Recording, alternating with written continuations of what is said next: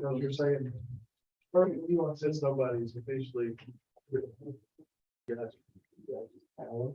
Yeah. Who was running the commissioners meeting for you? Alan will. I'll cover. I'm not saying it's Steve's chair, he's got it back. Or whoever's chair. I'd like to welcome everyone to our regularly scheduled DSS board meeting. Just a reminder to those on the board, please silence your mobile device if you've not done so yet. Grab mine real quick, silence it.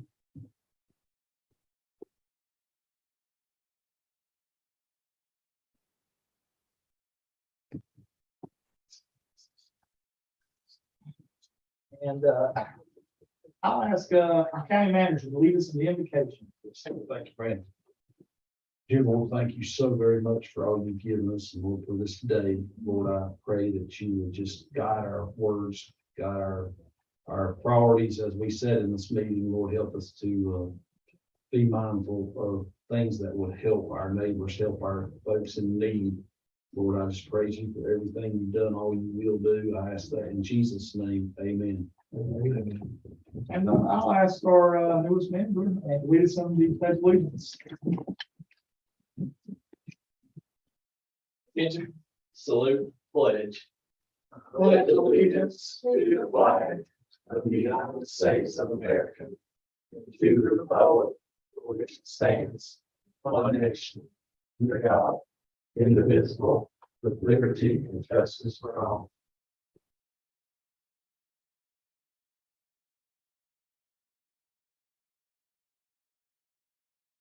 5 is the ethics awareness conflict of interest reminder. Having a chance to look that over and familiarize yourselves with it. Are there any ethics or potential conflicts of interest tonight that you wanted to disclose? Here none, we'll move on to item number 6, additions or changes to the agenda. Are there any additions or changes to the agenda tonight? Here none, I'll entertain a motion that we adopt the agenda as it prepares. So moved. All those in favor vote by usual sign. Motion carries unanimously. Item number 8 is approval of the minutes from November the 7th. I'll entertain a motion that we approve those minutes as they're prepared. Second. All those in favor vote by usual sign. Motion carries unanimously. And with that, that brings us to item number 9, our director's update. We'll invite our director, Ms. Mindy Boone, to come and give us her update. Good evening Good evening. and welcome Thank you. to our board. We appreciate you serving the community as well as our board, and look forward to working with you this year. First of all, I just want to kind of go through some updates, Clayton. Usually, as far as the director's update, I share the things that are happening, and then our team, our finance person, she usually shares the budget, and then Sean will kind of go over some numbers. But at any time you have any questions, feel free to ask away. So lot of things been happening this month. We held our first community child protection team. We have several members here that joined that meeting, and I feel like it went really well. Our next meeting is actually tomorrow at 3:30. And at that meeting, we will have the Mitchell County Health Department folks, Mr. Nathan and Shay will be there, and they're going to discuss the child fatality protection and moving forward in next. So I met with them, I think it was like the 15th of November, and we met with Shelley and Debbie Gray from Avery County, and talked about that and kind of got that started. So looking forward to rolling that out this year. We did have our last MDT meeting was canceled, but we have the next MDT meeting on the 13th of December. We have that. That's our notified disciplinary team. So, you know, what that is a group of folks that work with our older population, such as like law enforcement, hospice, mental health. Those folks, we meet, we look at the needs of our aging community, adult protective services, and look at gaps there. So we canceled that meeting for November, but we do have one set for the 13th of December, as well as our law enforcement meeting. We are trying to meet monthly with law enforcement as well, just for us all to stay on the same page. Make sure there's not any issues going on, just open communication, trying to work together. What time is that going to be? MT is at 10 or 11. Yes, it'll be. No, the law enforcement is later in the afternoon. We did have a chance to meet with Pisgah Legal this past month. They came and presented their program and what services they offer to the community. We thought it would be really good to team with them to understand more of their role. So we could link families and clients with those resources too, to make sure that we're all taking advantage of that information. So that was really great. I've seen the article in the paper. We also had the pleasure of meeting with it was called the Child Welfare Collaborative, and this was a group that we met in Asheville. Sean and Tammy and I participated in that, and it is a statewide approach where they're really trying to encourage folks to go into the social work field. So the state is teaming with colleges and DSS to try to really encourage that field to grow. So that was some interesting information that we learned that day.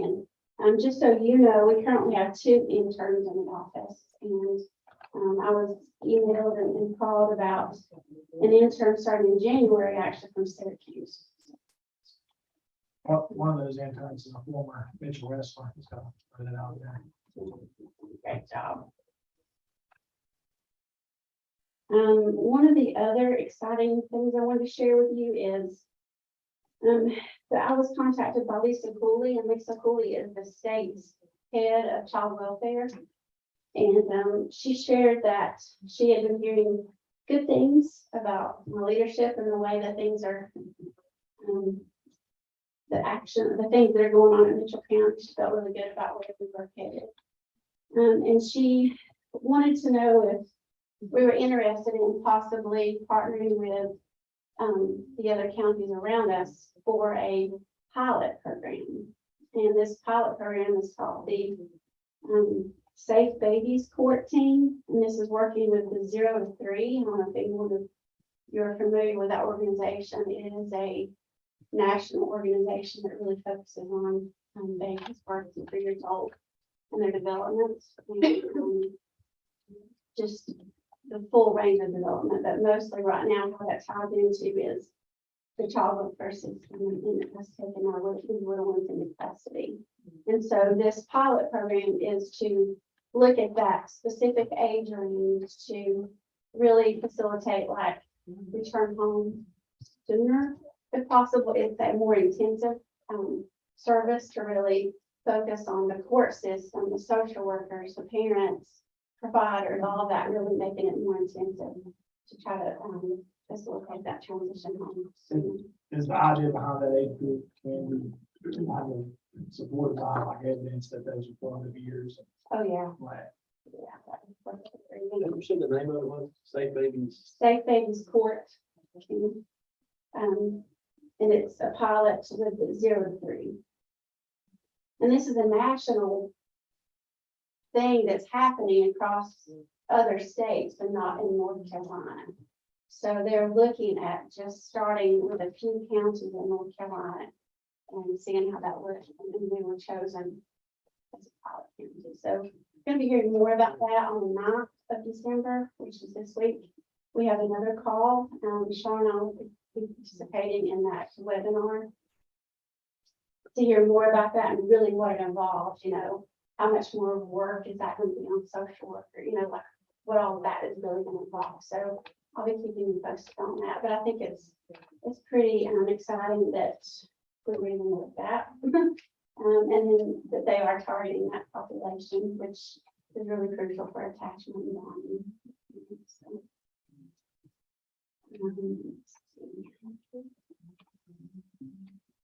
So, just to let you know, as far as our energy program, LEAP did start December 1st. So this is the program for our elderly and disabled.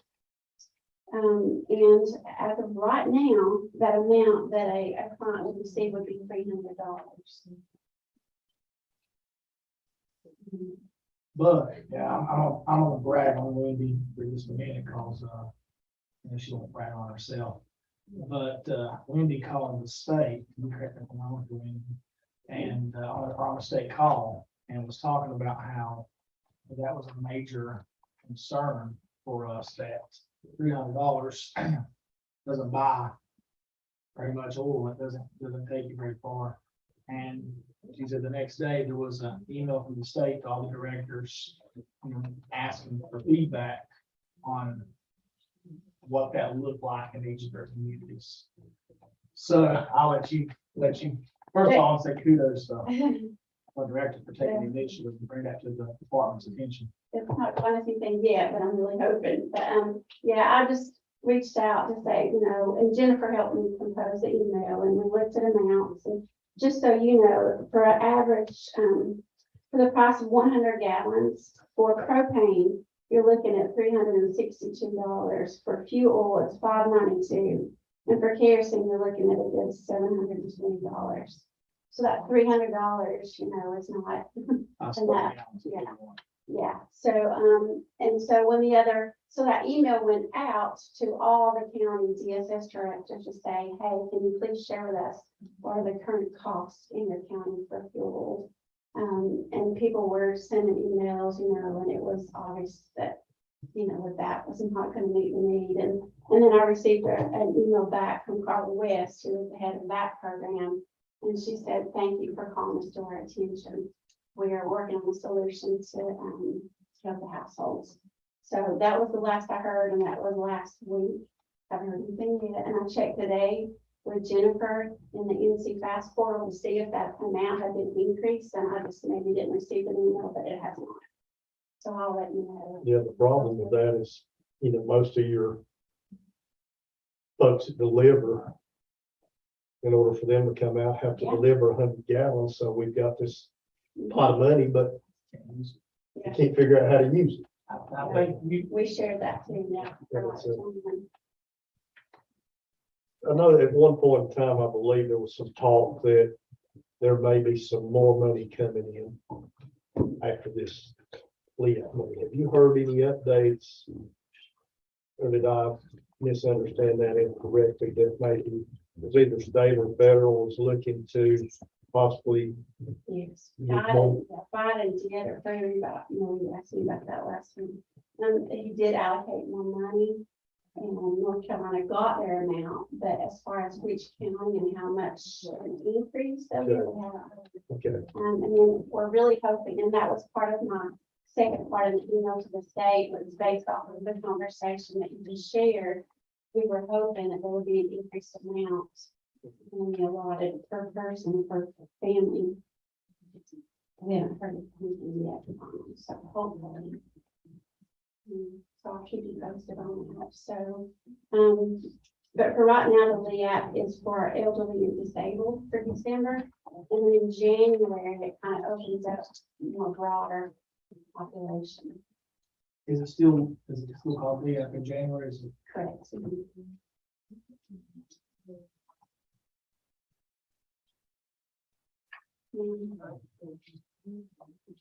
And then with our Medicaid staff, we are in the process of completing data audits. And that was like a series of 3 audits. And once we pass the 3rd audit, they're going to kind of let us go for a while because we've met the standards. And we have had 2 months already clear audits. So we're looking good. So we're hoping that those continue to do well. And they can kind of leave us alone for a while. What was 100%? Yeah. Pretty. Yeah, Yeah. So I'll be done Yeah. that. So the last two were 100%. Mhm. Yeah, 2 weeks. And I'm guessing some of you know that the tailored plan did roll out in December 1st. For those, there's the full rollout will be in April, but there was a rollout December 1st, for a targeted population, so you might be getting some of that. Y'all seeing those in the plan roll out? Mhm. They basically rolled it out, but it's like, we have no clue how it's supposed to be utilized and how it how it all intertwines with what our role is, what their role is, what the care manager role is, like Rhett, what his role is compared to the case manager, and then, because you get too many hands in the pot, then you're just fumbling over. So it's really confusing right now as to what role is who. They just rolled it out. And so now we're trying to figure out. We just started getting letters in the last couple of days of even who our kids are that qualify for that. For the the case management. You got care management, case management, and you got DSS case management. So you start throwing around a bunch of words and that all basically mean the same thing and all similar, then people get really confused as to who's responsible for what. So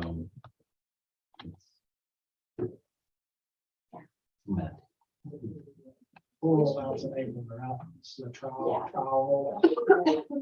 Targeted population, we're trying to figure out. And those folks. As far as our child support audits, they are still going great, and we're exceeding the state goals for that as well.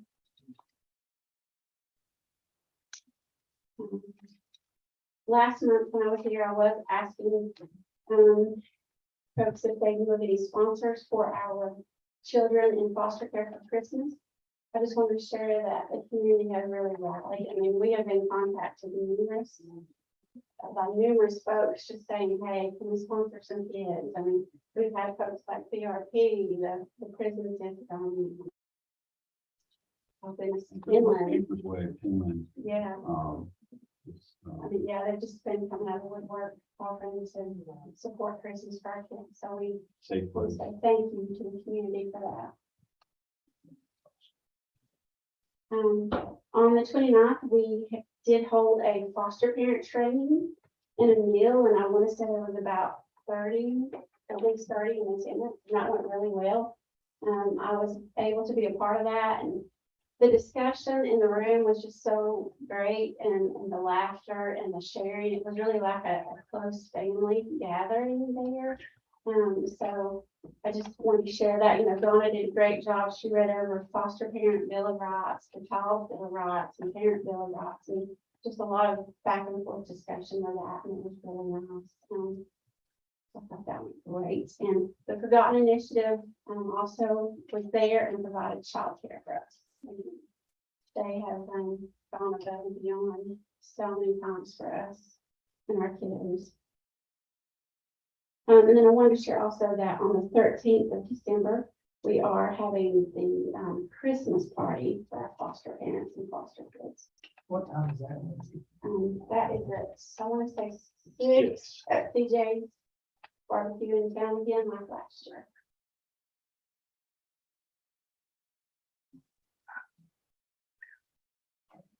Sean won't be manning the grill. It's a night off. Makes good, makes good. Hand. You have any questions? How many openings do you currently have? Okay. Openings, positions? So we just filled 2 foster care positions, foster care social worker positions this past month. We have 2 vacancies right now. We have a food and nutrition worker and a Medicaid worker. Any luck? Yeah. Good, We're good, still doing really good with that. good. So good blessed. I hear horror stories across other counties and where my wood is, but yeah, I want to knock on that wood to say it's going well. Glad to hear that. That's very positive. So once you fill those 2, what's the total up there? Do you remember? Is that 42? So that's. And then Tammy is out tonight. I'm hoping that you guys got the email, Taylor, when you able to push it in your folder. And she was asking tonight, but she did share her report with you.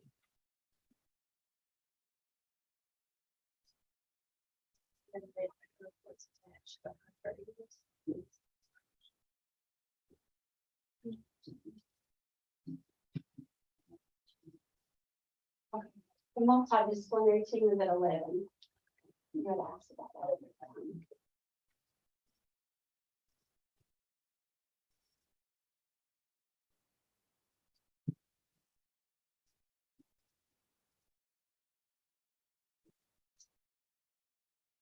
Any other questions for Mrs. Boone? Thank you, Mr. President. Mr. Block?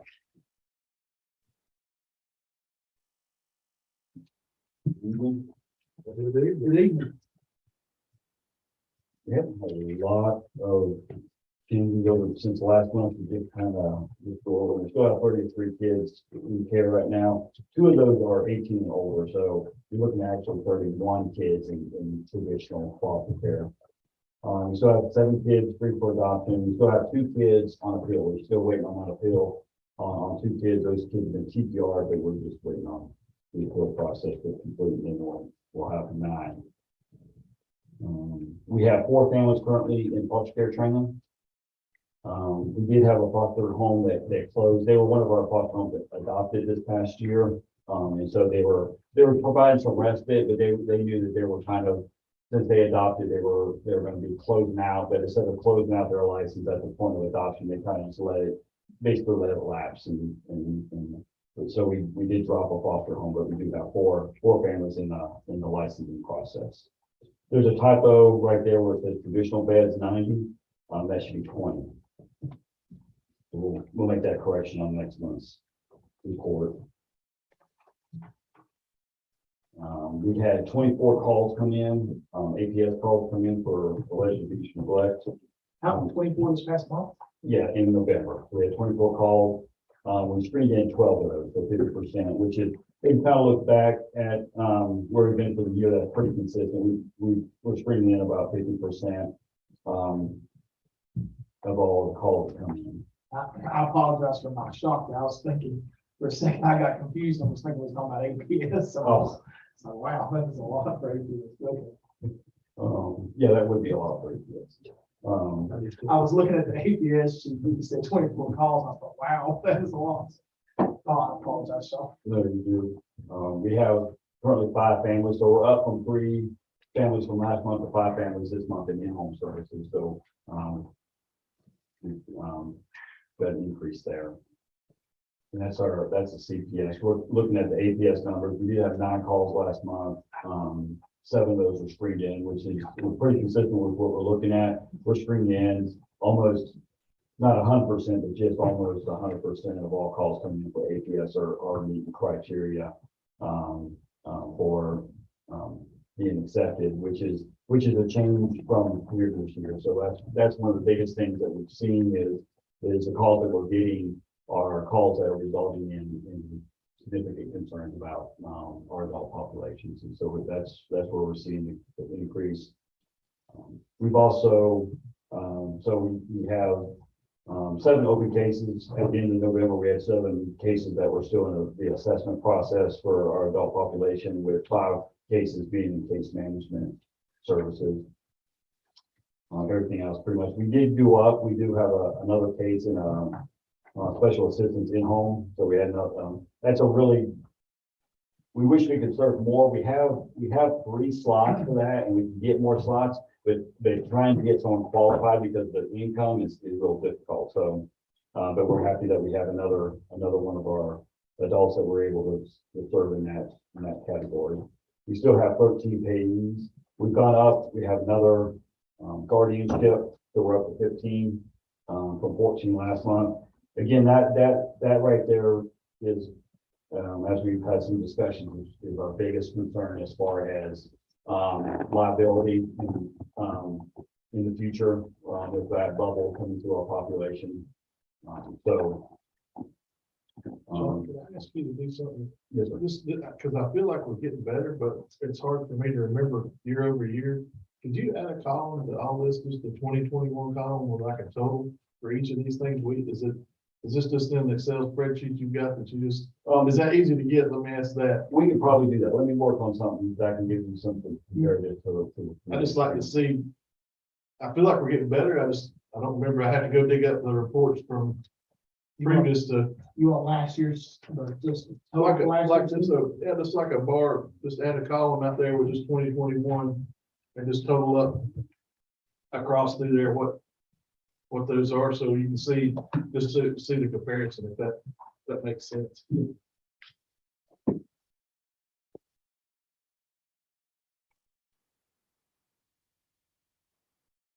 You want the total number, Mr. Pittman, or the average? 121 be, or both? Yeah, probably, I mean, an average would get you, Kind of know where we are. yeah. Okay.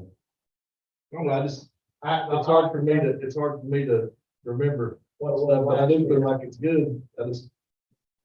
Vegas seems to be trending up. Yeah, it's up year over year, I would say. That's where we're seeing our most, I think, overall, the trend, in which we're gonna continue to see, given just where we are with the age of our population, kind of just recapping that, if you look at the 20 and older, literally, so if you look at 20 and older, you're looking at about 12,000 individuals within our community. Literally 50% of those are already 55 and older, with 36,000, almost 37, no, not 36,000, 3,600, almost 3,700 already being 65 and older.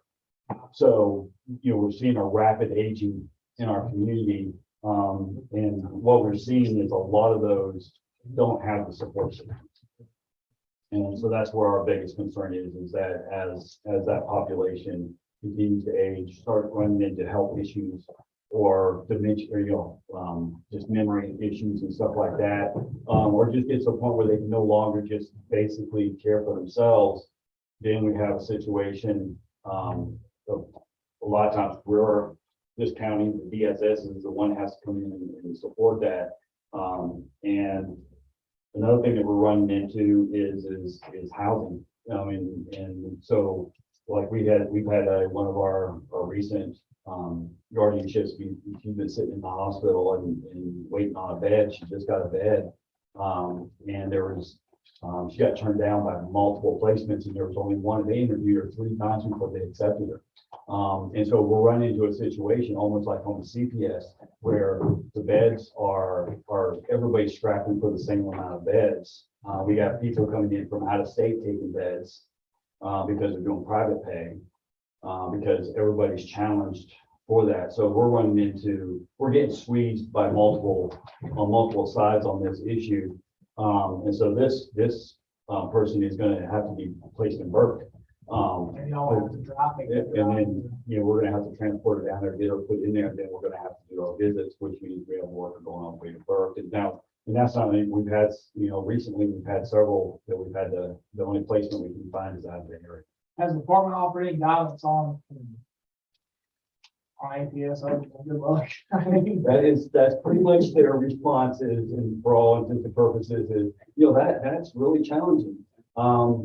Wish you the best of that. Basically, it's one of those things where it's the strangest thing, in my opinion, that we have the state when we're bringing these concerns up, and they basically look at you and they're shaking their head going, those are some real concerns. So how do you guys plan on taking care of those? And it's like, I think like some of the problems, barriers that we're running into are bigger than all those controls. Like bigger fish than we can tackle those statewide problems. it's almost like an unfunded mandate. We have to serve this population, which we want to do. These are our citizens. We want to care for them. But we don't have the local placements for them. The money support is basically non-existent for them. If they're short on, if their placement costs $3,000 and they're only bringing in $1,800, there is no federal money, there's no state money to pull down. It's all county dollars that goes and has to offset that expense. And so that's where we're concerned is that as we continue to grow here, the expense that starts building up. You know, it's one time, okay, you got to come up with $1,000 for one client, but what happens when you got 10 and you're having to come up with $1,000 each month for 10 clients? That's where that tipping scale is concerned is that we're going to get to a point where not only from a case management perspective of trying to, can we meet all these needs with 3 staff members? Right. But then can we also financially as a county continue to How would the annual manpower hours compare when you take, I know there's an average salary, average adult custody, but does the APS clients, do they require more extensive use of manpower or it's about the same? I would say it depends on the case. Right now, obviously, a CPS is going to, because the visitation is different. We have to see a child in foster care has to be seen monthly, where adult is quarterly. So there's some different manpower there. But when you really look at the amount of work that goes involved, it starts really stretching our resources. And when I say resource, I'm talking about our case management resources on that level. And so, it's right now we're managing it, but again, as we're looking at the future, and the potential of what we could be looking at, and we're looking at, reached out to ARC, trying to look at them as can they take on some of the guardianships, and we're still looking for someone to take on the estate process. We don't want that at all, but right now our court has nobody. But if it comes up to an estate situation, we get saddled with that, which we're not in any position to try to manage. And so we're still trying to navigate. I know we've been over backwards trying to find a solution to that. So it's just trying to keep all these balls up in the air right now and not let anything fall, which we've been doing, and I think our staff's been doing an awesome job doing. It just the future. It's one of those things that CPS don't keep me up at night, but APS does, because just what is going to, the amount of work that's potentially coming our way, and how do we do that and not let our community down in those individuals that do us. And if I remember correctly, not all the people, or possibly all the people in adult protective services would be from Mitchell County. If somebody were to end up here, And that's another by the thing. hospital, We got the hospital, we got the Bryan Solutions Greens, and then we have Mitchell House. So if anybody ends up in those, and if they're not there for rehab, it doesn't matter if they just step in the door, if that's their placement, that's where they're being placed, and it's not there as a rehab. They're our responsibility. It doesn't matter whether they spend 40 years, 100 years in this community, or 1 hour in this community. We're responsible for them. And that's that other challenge as well. It's kind of like it's beneficial for us to have those placements right there in our community, because we can utilize them, and we do have clients in them. But then you and Mouse can utilize them as well, and then they become our citizens. So one of those out-of-state private pay individuals from one of our homes, and maybe garnishing their or client. It could be very easy. And we're facing situations where we could have people that are placed, in our custody in the court and the guardianship, and they've got properties in multiple states. I mean, we're fending off something right now and just trying to navigate through something right now where, so it's just not that they have, a piece of property up the road. They have a house here, they have property in three other states, which we could end up being saddled with, and then we've got to now, we become fully responsible for making sure the taxes are paid on those properties, that the properties are upkept. You know, and all those things that we're not in a position to be able to do. So we really, you know, trying to come up with that system that who can step in and take over that responsibility so we can really focus on the person and not our energy and time and stuff is not taken up with something that's really not about that person directly. I find myself saying a lot, it seems like more and more that, wow, that seems outside of the nature of social work that you guys are having to do that. So you're doing a lot of work that kind of Sean probably never expected to do. We kind of laughing, they can go ahead and show us first. But you know, the scary thing is I seem to be saying that more and more, like, I can't believe you guys are having to do that. So, and they've done it, you know, there's a need, they've done it with fidelity.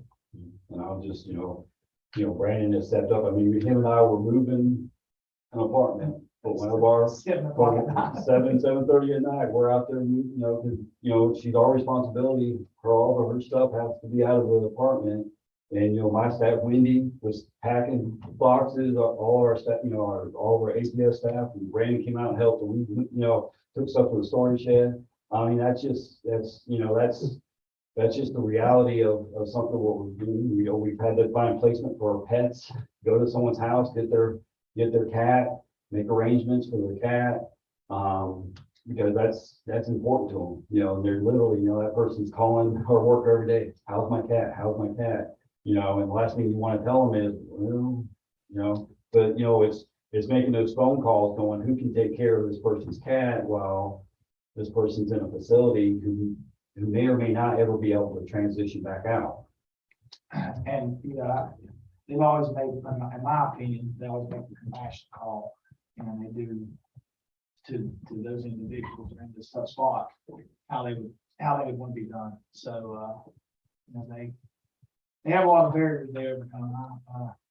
I can't imagine packing up an entire apartment in the middle of the workday on all the other stuff that you guys are dealing with. So we brainstormed, I think, some ways to maybe get some help with that. We talked about maybe using our juvenile courts to maybe help us some there. So Yeah, so we get some, you know, volunteer hours and stuff like that in the future, if we, you know, plan it out a little better and just, yeah, it's, you know, it's kind of just trying to brainstorm how do we accomplish this, because there's no way DSS in and by itself as an island is going to be able to do this. It's really going to have to, we really have to look at this as, okay, as a community, Mitchell County as a community, how do we wrap around with obviously DSS being the point in having that, but you know, the legal responsibility, but then you know, how do we do it as a community and partner with other resources in our community, you know, not only to meet the immediate needs, but then how do we start planning maybe even prevention, because if we can prevent some of this from rolling on to us, that would be obviously best for everybody involved, obviously, you know, to wrap around the client better, as well as prevent that responsibility falling on the county and its taxpayers. and you know, and another difficult thing about all this is they're having to navigate through things that are not their areas of expertise. And, you know, that I kind of compare it to like if, you know, one of our parents needed us to step in and kind of take over and be their guardian. We'd have to learn, you know, all the things about our parents, but they're doing it for multiple individuals. So it's a huge undertaking. That's something that I think I'm seeing more and more of the evolving beast that APS has done on us very quickly. I appreciate the job you guys did. And I just got very hard, you know, our APS team is phenomenal, and they put their heart and soul into that, and you know, they are literally the backbone of that, of doing that.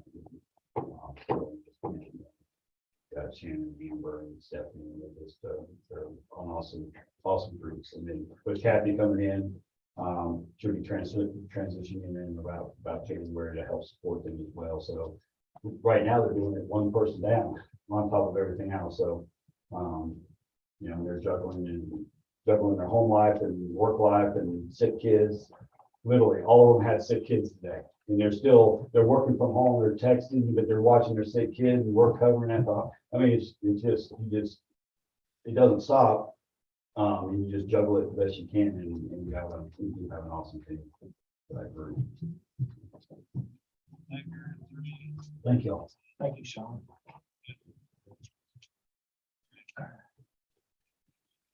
We have an item to discuss tonight, we need to adopt our meeting schedule. Apologize, I could reach out to you guys, prior to, not get some feedback, but, the floor is open for discussion. Well, Mr. Chairman, if it pleases the board, I'd recommend that we leave it as it is now. At 5:30. I think that's working out good for everybody. I think it works out for you folks.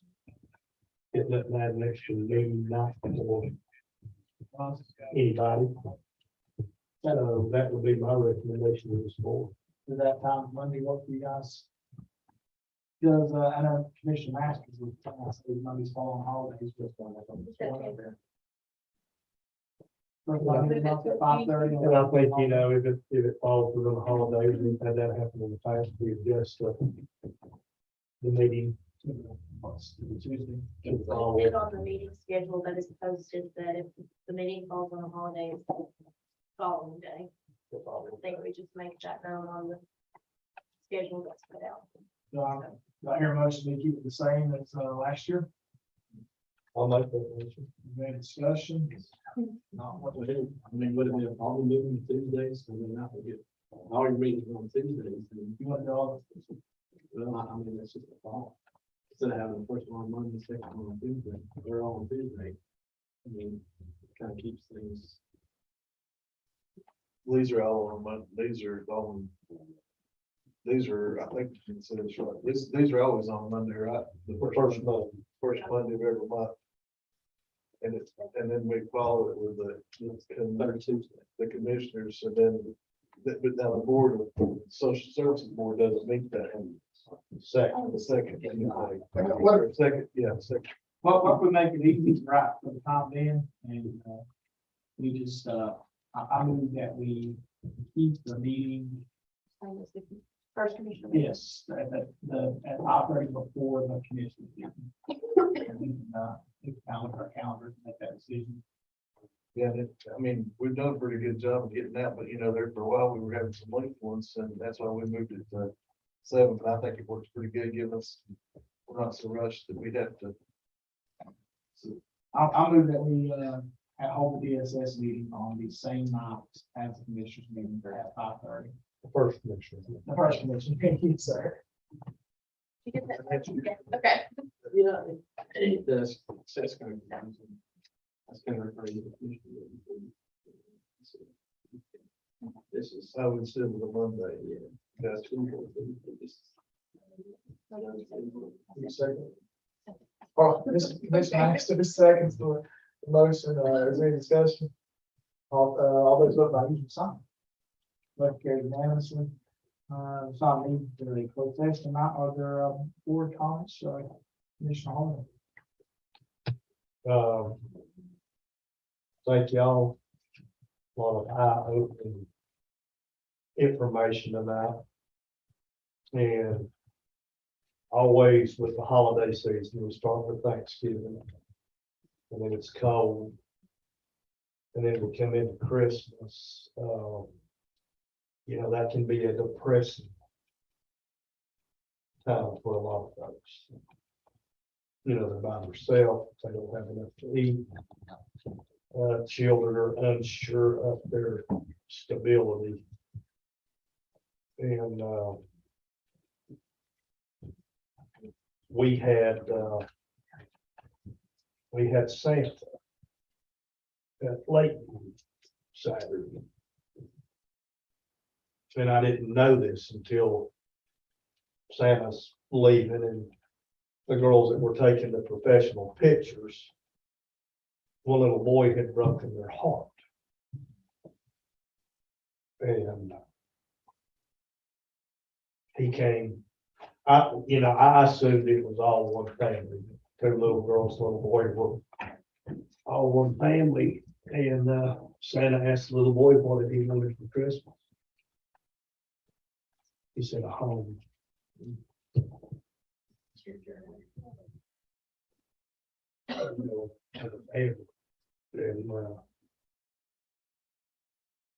that is gut wrenching. Y'all see it on a daily basis. We don't see it on a daily basis. I commend you for what you do. I commend you for the hard work that you've done. And live in a small, loving community that when you ask for Christmas gifts, what happens? So, when they told me that at the end of the day, that broke my heart. I mean, that just absolutely was a good touch. And I'm sorry about that, a little emotional here. It's just, I never had to fathom that as a child growing up. And I can't, and he was probably 7 or 8 years old. So, thank you.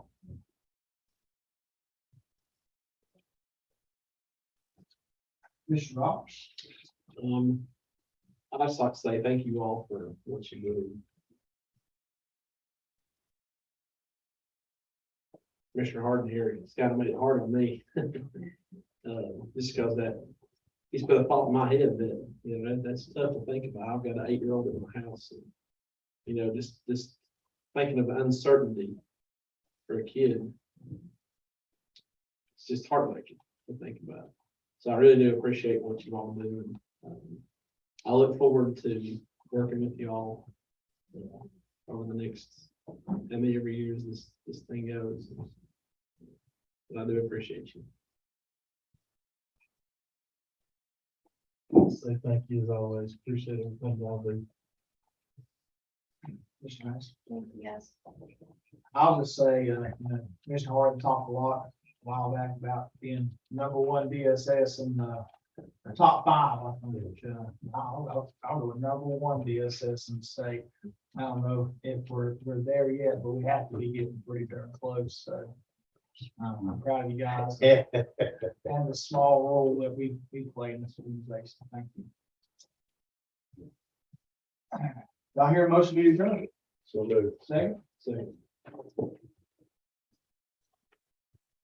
I'll see you tomorrow, 3:30. Yep.